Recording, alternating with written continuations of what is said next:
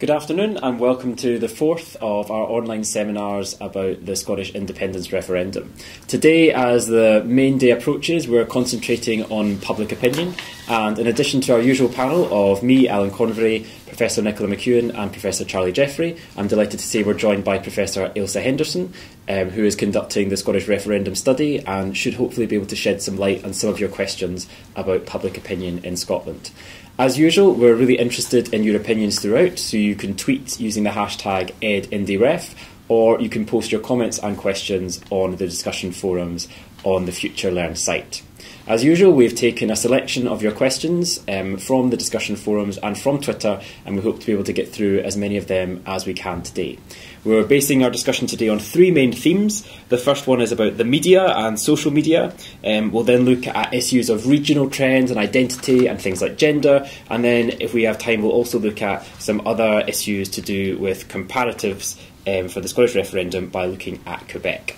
So we will therefore start with this idea of the media. And Laura Thompson asks, given the massive media backing of a no vote, and the way that the media usually influences public opinion quite dramatically, is it strange that there is still potentially 50% of the Scottish population backing a yes vote? Nicola, what do you think about the media coverage of the referendum? Well, I think it's a very difficult one. I mean, clearly, the media that have taken a view, print media that has taken a view, has been disproportionately coming down on the side of Scotland staying within the United Kingdom. But since most of that comes at the end in terms of a declaration, then that in itself probably has a minimal impact. Readership in print media is relatively small now, so I'm not convinced that it has a major impact in terms of shifting opinion one way or another if there is an editorial bias. Broadcasting, obviously, that's a little bit different. It's seen much more widely, and I think it's on balance, it's fair. I think perhaps it is an issue when network media engages with the debate and perhaps is not as well versed on some of the issues, and that can lead to things being presented in a way that are perhaps misleading is perhaps too strong a word, but maybe don't appreciate all the nuances in the background and the finer detail, let's say. But I don't think there is out-and-out bias in there. I think that's perhaps a misrepresentation. Charlie, do you have any comments on the media so far? Well, one thing I'd point to is the distinction between media titles which are produced in London and have an edition in Scotland, which holds more Scottish content, which is written by journalists who are working in Scotland, as compared to the content at the UK level as printed in London. And I think what's quite striking there is that the broadsheet media in London didn't really take Scottish independence terribly seriously, tended to view it through possibly a rather condescending lens. What on earth are these funny Scots up to? Until very recently, when the polls closed, and then vast attention is thrown at the issue. And I think that's probably emblematic of how the UK level, the UK political system in and around the institutions of Westminster and Whitehall, have only really woken up on a broad scale in the last couple of weeks. The media has shown us this in the intensity of the coverage now, compared to that rather sparse and somewhat condescending coverage which we've seen earlier. Ailsa, do we know anything about how the media influences public opinion in general? Well, we have information about newspaper readership, and we have information about people's sources of information, but we find that people tend to get their information from multiple sources. So it's really hard for us to distinguish between, you know, this person thinks this. Is that because they read this paper, or is it because they went to these websites to look for information? Is it because they're speaking to family and friends, or what do their family and friends think? So it's very hard for us to identify whether contact with particular media outlets is having an impact. One thing I was going to actually ask is whether people think that the length of the campaign has had an impact on that. Whether had it been a shorter campaign, maybe the London-based media would have paid attention from the start, whereas because it was such a long one, they were allowed to kind of let the issue go to sleep in a way, and it wasn't until, you know, after they would have normally in an election campaign that all of a sudden they realised, oh, actually there is something. I mean, I know the polls did seem to kick them into action, but whether the length of the campaign had an impact. Possibly. It's very difficult to say. I mean, I think with a network media, then it's unlikely to be the number one issue for as long a period as it is in Scotland. So, I mean, there are many different issues and competing for the news agenda, so it's never going to be as prominent, whatever the length of the campaign. And I think I agree with Charlie that it's certainly the case the way that one poll, that first poll to put the yes side ahead, kick-started not just a media reaction, but a government reaction, a party reaction from the Westminster political system as well. Before we leave media, is there anything to be said about social media and the way people have engaged with it in the campaign? I think there's some really interesting research taking place with colleague Mark Shepherd at Strathclyde University is leading research on social media and the referendum, and I'm not sure I can add anything to that at this stage. It will be interesting to see what that research throws up, but my sense is that social media has been an incredibly useful mobilisation tool for campaigns to use to disseminate key messages, to organise themselves. What I'm less sure of is whether it's a useful tool for converting voters to your cause. But I look forward to seeing the results of that research. Yeah, just to follow up on that, I think it's very striking how, in particular, on the yes side, a number of internet news platforms have emerged which have tremendous readership on the yes side. Bella Caledonia and Wings Over Scotland are two of the more prominent ones, which I think are well used, partly because they offer a different editorial message than most of the conventional media. But I think that underlines Nicola's point, really, that it's an attempt to find messages of your own kind, which reinforces perhaps an existing group rather than widening out the scope of that. I mean, it might help to sustain the expansion of a group. So once you convert people to your cause, then it can help them feel part of that bigger community. So so I think it is useful in that sense, but I still think it's more as a mobilisation tool than a conversion. Yeah. And that question on social media was from Kim Walker, so thanks very much, Kim, for that question. So we move on now to look at regional trends and trends about identity and things that might impact on public opinion. So Chris Hughes asks, there seems to have been quite a bit of discussion about differences in voting intention between age and sex, but I'm interested to know what the polls say about differences in voting intention between different parts of Scotland. Do the Lowlands and Borders areas support the Union more than the Highlands, for instance? So shall we start with gender before we move on to region, Ailsa? Is there a gender gap in support for independence? Yeah, I mean, that's a tricky one, because most of the research shows us that women are much less likely to support the yes side, but they are not, therefore, more likely to support the no side. The gap between men and women on support for the yes is largely because women remain twice as likely to be undecided as men are. So it's either that women are genuinely have not made up their minds, or they're not telling anyone if they've made up their minds. And this is interesting because we know that women are not less likely to describe themselves as Scottish. They're not less proud to be Scottish. So there's no variation in support based on national identity. So it does seem to be something that's tied to this particular referendum question that doesn't seem to be knocking them off the undecided group.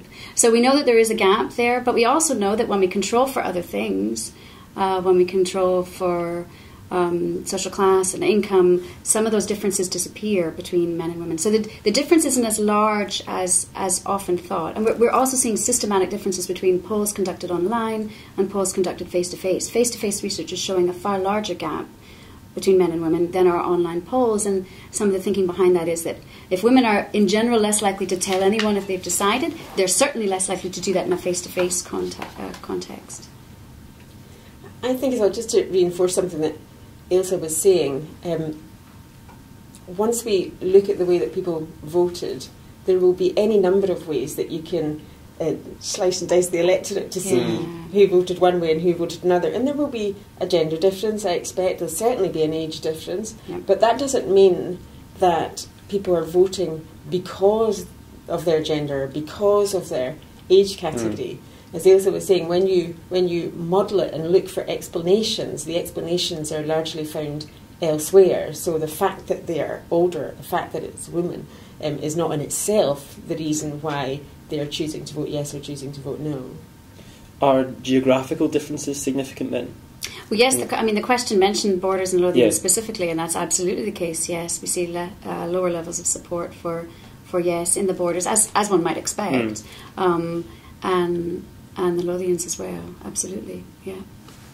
I think there's an interesting question, and we're going to be seeing it live tomorrow night because the results will be announced by local authority about whether political characteristics of particular places, as reflected in voting behaviour in local Scottish Parliament, UK, European elections, translates into support for or against independence, or whether the social makeup of populations, which varies by place, is what might drive the results. Now, two of the things that really seem to matter in terms of social makeup are the extent to which people feel British or were born in the rest of the UK, and that's associated with a sense of Britishness on the one hand, and then indices of social deprivation on the other, disadvantaged communities, post-industrial, high unemployment, poor health, poor educational attainment.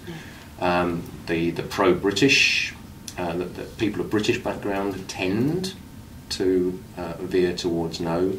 People from disadvantaged communities tend to veer towards yes. Sometimes places combine some of these characteristics, making it rather difficult to predict. So as the results come in tomorrow, it's probably quite interesting to look at two kinds of place. One would be urban areas in the west of Scotland which have high levels of social deprivation, because I think if yes is going to win, yes has to convert that sense that being social disadvantage associates with openness to independence. Another really interesting area to look at will be in the northeast, where the SNP has been quite successful for quite some time, but you actually get quite a lot of people with a non-Scottish heritage, people who were born in the rest of the UK. So there might be some cross pressures there. And again, if yes is to win, I think those cross pressures have got to come out on the political side of the equation rather than the social makeup side of the equation. Except that the polls are suggesting that they generally don't. The polls seem to be suggesting that the social demographics more closely resemble disproportionate yes and no voters than some of those political factors that we might think would shape preferences. It's always very difficult with opinion polls because it's a small sample. Once you break down by region, then it's even smaller, and we have to be very cautious in how we interpret that. But as far as I understand it, those areas like the northeast that we do normally associate as SNP heartland are not the strongest areas for yes, as far as we can see in the opinion polls that we have. And if we look back to when we had real data, which is some time ago now, back to the 1997 devolution referendum, that was also the case. Thinking of the second vote on tax varying powers, perhaps the closest to what we have, then those sort of strong electoral areas for the SNP were not the strongest supporters of tax varying powers for the Parliament. And I think there's a tension there between the impact of aggregate level statistics, so what the community you live in is like, and individual level characteristics as well, because we know from modelling the individual level behaviour that once you take other things into account, once you take someone's national identity account and their opinions about what might happen in the event of a yes and a no, none of the demographics continue to matter. So age, once we control for those things, age doesn't matter, social class doesn't matter, income doesn't matter, education, gender, they just don't matter in the way that they do, and the way we assume they do in an aggregate sense, but they do if we're just looking at one thing and one thing alone. I mean, how you feel about risk matters more. National identity continues to be important, but it's actually much less important than some of the other things that we've been asking about. What do you think? Do you think you'll get to use the pound? Do you think you'll get to be in the European Union? Do you think spending cuts are coming if Scotland remains within the UK? Can you say something therefore about this idea of people's interpretation of risk and how might that affect how they vote? Well, we're borrowing from behavioural economics that says that risks weigh more heavily on people's minds than potential gains, and so we've been looking at that, and we've created all these indicators of tolerance for risk, and we know that there is a relationship between how generally happy you are to deal with risk in different avenues of your life and how supportive you are of independence.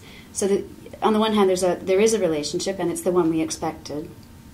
But the other thing is, when we start to look at specific risks that people have in mind about what might a yes vote mean for me or for Scotland, what might a no vote mean for me or for Scotland, those specific risks trump the general tolerance for risks. So it's your assessment of the specific risks of a yes and a no that are more important than the general risk, and that isn't necessarily what we would expect, and it speaks to the level of engagement that people have with the referendum, that they're making their decision based on issues that have been raised during the campaign. So if you think of that funnel of causality of things that might affect how someone votes, and there's things that are kind of more closer to that are happening closer to the vote, and things that are long-running things like who you are, the labels you would put on yourself. It's not the labels, it's the issues that are being raised during the referendum campaign that are having a significant impact on how people are voting. Can I ask, Ilse, one of the things I remember from the 1997 devolution referendum was that party identification mattered quite a lot, in particular having a very low opinion and sense of attachment to the Conservative Party seemed to be quite strongly associated, even after taking all things into account, with a support for yes to the Parliament and yes to tax-varying powers. Is there anything in that this time around? Less so, but partly because we're finding that people have an even lower opinion of the Conservative Party than before, and the Liberal Democrats are now kind of lumped in with that category as well. So there appears to be an almost uniformly low opinion of Westminster politicians in general. Conservatives and Lib Dems get it in the neck, but I mean everybody is. There's not a great deal of confidence in MPs in Westminster. If we ask people whether they trust their MP or not, levels of support are so low that we're actually finding very little variation on that variable, enough to be able to model with it. Which is depressing, I would say. Depressing news for politicians, I suppose. And also complicates the risk issue, because if you send someone out... One thing we've done a lot of work on with risk is messengers. And, if you send someone north to say, this terrible thing is going to happen, it matters who that person is. And to one extent, if everyone has a low opinion of them, then none of those people are going to be perceived to be credible. And there is a certain element of that, but certain people are perceived to be even less credible than the average, and the average is low. So some of the work we've done looks at George Osborne and whether people perceive a message that he communicates to be credible or not. And the credibility scores drop when he is the author, the messenger of the risk message, compared to a think tank. Whereas the opposite is true with Alex Salmond. So if a think tank says something and then Alex Salmond says the same thing, the work we've been doing shows that people tend to believe him to be more credible than a generic think tank. Charlie. Elsa, can I pick up on something you were saying about the calculations at the individual level that voters appear to be making about what to do tomorrow? And you characterise this as really quite a rational process of weighing up issues and finding your position on that issue and thinking about your vote accordingly. Now, one of our Twitter contributions from Edward Link has said nationalism has thankfully been low-key to date, I think meaning expressions of a more cultural or a more Braveheart type nationalism. And you seem to be endorsing that. Yeah. I did a talk radio interview with Australian Public Radio yesterday, and they were expecting, probably because Mel Gibson's Australian, a Braveheart theme to be right at the heart of the debate here, and we're very, very surprised that it wasn't. Are you very, very surprised? No, not at all. And the reason I'm not is because I spend a great deal of time looking at Quebec, and the difference, what you have in Scotland and what you don't have in Quebec is general agreement from everyone that Scotland is a nation. And when everyone agrees, when the ruling Conservative Party agrees, when no one has ever disputed the notion that Scotland is a nation, it means no one ever has to talk about it. Whereas in Quebec, there is disagreement over whether Quebec is a nation, whether Quebec is a distinct society, and as a result that means that the party campaigning for independence has to continually restate the argument from first principles. So it has to say, why do we want this? Well, because of self-determination. Why do we need self-determination? Because we are a nation. Here's why we are a nation. We're a nation because of this and that and the next thing. Whereas no one has to make that claim in Scotland because no one has ever contested that Scotland is a nation. And I think that and the emphasis from all parties on the civic nature of membership in the Scottish nation, I think has helped. I mean, the SNP's long line has been, if you live in Scotland and you have an appreciation for Scottish values, then you're one of us. And there's never been an ethnic kind of approach to it. There's been no equivalent to the Québécois pour laine kind of thing at all. So no, not surprised. Not surprised at all. Interesting, the Quebec comparisons come in here as well already. Could we just go to Charlotte and see if there's anything interesting happening on Twitter in terms of comments or questions? In response to some of the issues about the significance of risk, Ian is asking whether that's actually a result of the way in which the campaigns have been promoting different messages and things like that. So whether the No campaign is kind of playing up this idea of risk in terms of that. And then we've also had on the discussion board, linking to the points Elsa was making about who's delivering the message, and Adele MacDonald has been asking about a sort of the role of the personality factor in terms of the politicians and key figures leading in these campaigns. Thanks very much, Charlotte. In response to that, and to add to it, because it's curious in a way to see how prominent Gordon Brown has become in the last fortnight, really, of this campaign. And do you think that's a sense of realising the importance of the messenger, in that Gordon Brown, I think, is someone who still has a lot of respect within Scotland, at least, and can still reach that part of the electorate that perhaps someone like George Osborne would struggle to reach, and perhaps even Alistair Darling. And so I just wonder if my thoughts of my colleagues on whether that could make a difference. There's a bit of data there. This is something that YouGov has been looking at in its polling on a consistent basis in the last month and a bit. And YouGov has shown that towards the end of August, Alistair Darling was the prominent leader in Scotland who was at the top of the personal ratings in terms of the credibility and the contribution to the campaign, probably reflecting the overhang from what was perceived to be his victory in the First Leaders debate.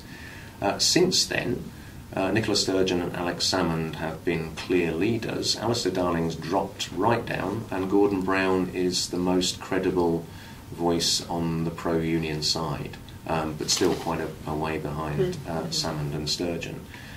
So perhaps that's the effect of Brown entering the debate in a prominent way, or perhaps it's a rational decision to play Brown into the debate because the Darling star was waning so much.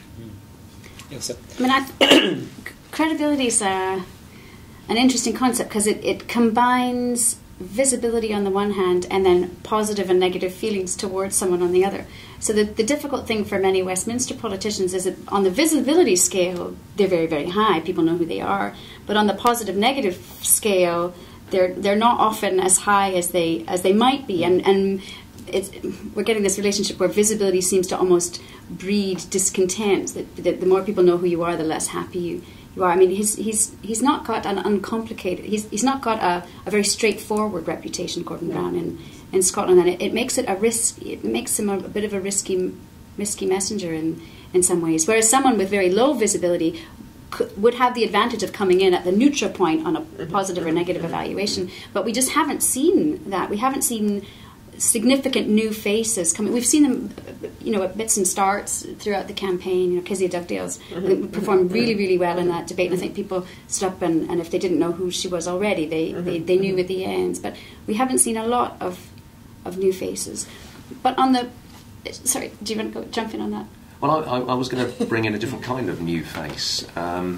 My sense was that the closing of the polls in the last few weeks has in part been due to the tiredness of the message on the no side about economic risk. That's absolutely right, yeah. However, some new faces entered or were mobilised, or some combination of the two, in the last week, in the form of a range of high-profile business figures from different sectors.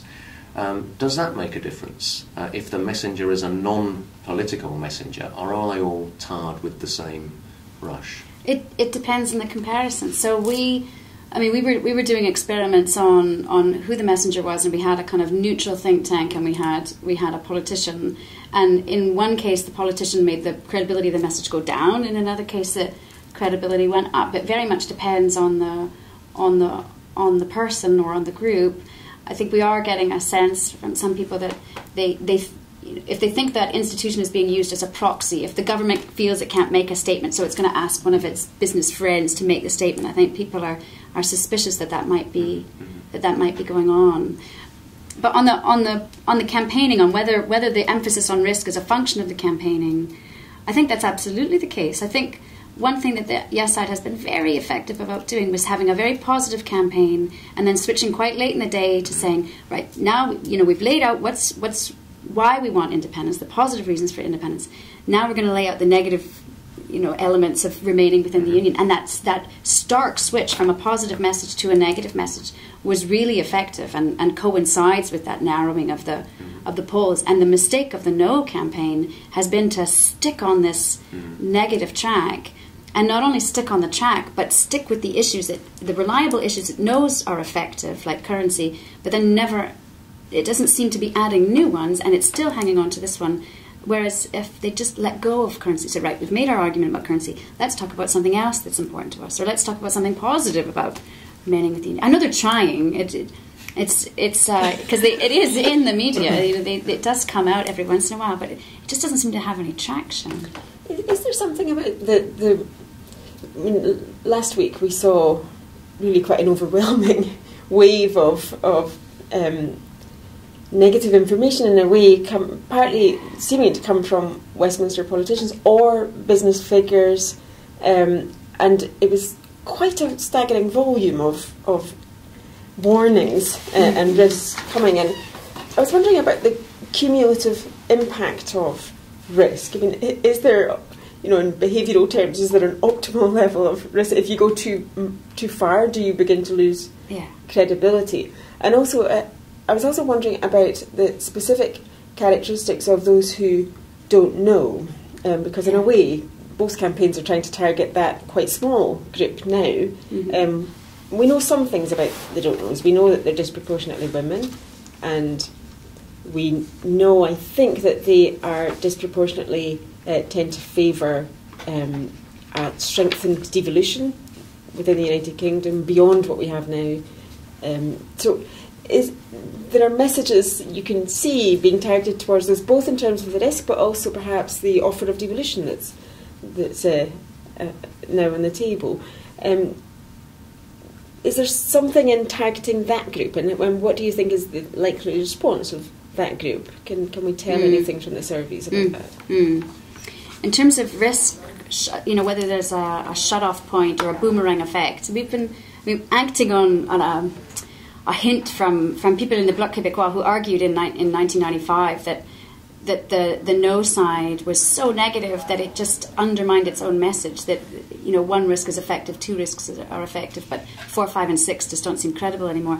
So we ran an experiment on that, and right now the basic findings we have is that there's absolutely no effect. You mentioned 1 risk, you mentioned 7, the perceived credibility is flatline, and we can't tell if that's because everyone perceives all of them to be credible or everyone perceives all of them not to be credible. Yes. So we have to look at that a little bit more. On the don't knows, I think you're absolutely right. I think the factors that explain why someone has decided to vote yes early on in the campaign are not necessarily the same factors that are going to nudge someone from being an undecided voter to a committed voter on either side. And so one of the things we've been trying to talk about or to investigate is, you know, what is specific about the factors. You know, if we can narrow it down to people who have decided in the last month, you know, what factors are compelling them to vote yes and vote no. But we're not there yet, partly because we have to wait until the end of the referendum campaign to get our hands to get our hands on the data. Yeah. Are the don't knows particularly high for this stage in a referendum campaign? No, they're about, well, my only point of reference on independence referendums is usually Quebec. But no, they're I would say, if anything, they're slightly lower than they were in Quebec. Kind of 12 days to go. Every poll in Quebec was predicting a yes win, but the don't knows were varying from about 8 to 16, averaging above 12. We're getting figures that are just a wee bit lower than that. They're coming down with each and every poll. Right. Okay. Yeah. Interesting. Just on squeeze in a final question then, as part of our trends theme. And Liz Wolfew asks, I would like to know more about Scotland thinking it is more left-wing than it is in reality. For example, would the inclusion of views of a large number of newly registered voters change the reality? So on this question of, is Scotland more left-wing than the rest of the UK? Yeah, that's such a great question.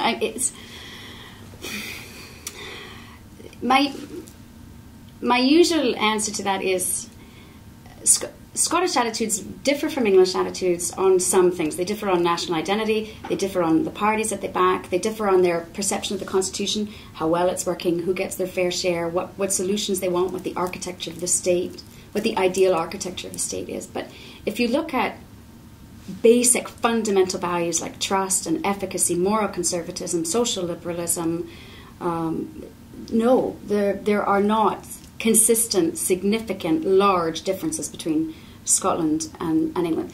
However, when there are differences, usually it is the difference that suggests that Scotland is a bit more left-wing. So the differences are far smaller than the claims. And I think aside from the usual caveats about national identity and views of the Constitution, the main line is perception outstrips reality. And those differences we do find sometimes disappear when we control for demographics. But that doesn't mean that the perception of Scotland as a left-wing polity isn't important. It's important because the politicians also believe that, and they legislate as a result of that. It's important because it reinforces a very civic boundary around the Scottish electorate, and that is a good thing. Better a civic boundary than an ethnic one. So it's an important tenet of Scottish national identity, and in some ways it's irrelevant if it's not actually the case. But it's interesting, I think, that perception outstrips reality. But what matters there, and you pointed to it, was who it is that is representing those values. And in much of the rest of the UK, especially England, you have a contest to represent values largely on a straightforward left-right, with two parties, Labour and the Conservatives, broadly even in their strength over time. That's not the case in Scotland, where 3 of the 4 main parties have a self-presentation which is to the left of centre. So the tenor of debate, the way social issues are articulated, becomes different, whether or not the underlying values are different. Yeah, I think that's absolutely right. On that note, shall we take some final questions and comments from Twitter? Charlotte? Yeah, are we still wanting things in terms of public opinion, or are we going on to Quebec? Let's have some public opinion and we'll move on to Quebec. We'll squeeze in Quebec as a final issue. Okay, brilliant, because we've got some of that as well. So someone has been in touch following kind of the information available on the Future Learn site, wanting to know more information about 16 and 17-year-olds and their opinions and how they are being polled, and is there a chance that they're potentially being missed out in those polls. So more information on that, and then a comment from Kumar has just come in on the discussion boards saying that we've spoken a lot about personalities, and so we might not want to go back there in great detail, but what about David Cameron's most passionate speech, Kumar says, on the Scottish referendum made this week? Did it have any impact? Thank you very much, Charlotte, and thank you very much again for your comments. Shall we just squeeze in these two questions and then maybe finish on something on Quebec, Ailsa? So what about these 16 and 17-year-olds, first of all? How are they thinking about the referendum? What do we know? Well, we know a fair bit thanks to research conducted by staff at the University of Edinburgh. So Jan Eichhorn and colleagues are looking at 16 and 17-year-olds. And there we're finding that they're very different from 18 to 24-year-olds. I think people thought that they would be exactly like 18 to 24-year-olds, just maybe even on the extreme end of that they'd be more supportive of independence. Whereas we find from Jan's research that they're significantly less likely to vote yes. So they're saying that their sense of national identity is much more likely to be Scottish and British, or even leaning towards British in some cases. So they are distinct from those 18 to 24-year-olds. And another thing we know from our research is the sources of information they're using. They are the most diverse group in terms of where they're looking for information. They're looking everywhere. They're looking at the UK government sites, Scottish Government, Yes Campaign, Better Together, their friends and family, online, print media. More than any other group, they say they're getting a lot of information from diverse sources. Okay, great. And we move on to then our final question today, which is on Quebec, which is from Lynn Poulin-La Rivière, who asks, what lessons has Scotland learned from Quebec's experience and managed to do better? And is there anything that Quebec can learn from Scotland? That's a good question. In terms of what Scotland has learned, I don't know, because I don't know, if the question is about what has the Scottish electorate learned. Or, in terms of Better Together, I think that probably the main message is the fact that Better Together has not learned from the No campaign in 1995. Also a very negative campaign, and a campaign in which we just saw a slow decrease in support for the very strong lead that the No campaign had, relentlessly negative.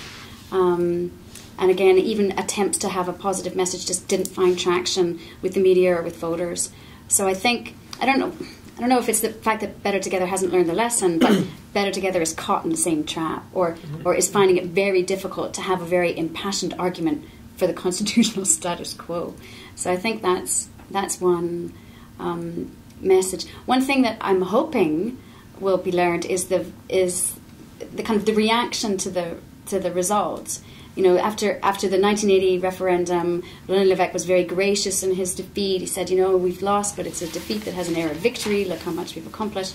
And for a blip, the leader after 1995 was not very gracious. But I think the reaction of the electorate as a whole to a very close result, 50.6 for the no, 49.4 for the yes, was a model in how an electorate can move past a very important divisive issue that was decided on a very thin margin. And I think that was possible partly because of faith in the process and faith in the Quebec equivalent of the Electoral Commission, because it wasn't as if there weren't questions raised about conduct at different points in time, but faith that the Electoral Commission would get to the bottom of it. And I think it was also maybe a little bit easier because it was a slim win for the no. A slim win for the yes might have made it a little bit different. But the yes side, or the Parti Québécois government, lowered the temperature significantly afterwards, saying, we're not going to put you through this again. We won't do this until we have the winning conditions. We want good economic situation. We want low unemployment, no deficit. We want a popular leader and a clear lead in the polls. And if we don't have any of those, we're not going to have another referendum. And so because none of those things have occurred, that meant that people could kind of get back to the government could get back to governing and looking at other things. The electorate stopped talking about it, and it meant that a very remarkable thing happened. You know, given how close that result was, and given how important it is to people, I think the reaction in Quebec is a model that I would hope that Scotland would look to if it's a very close result, as it looks like it might be.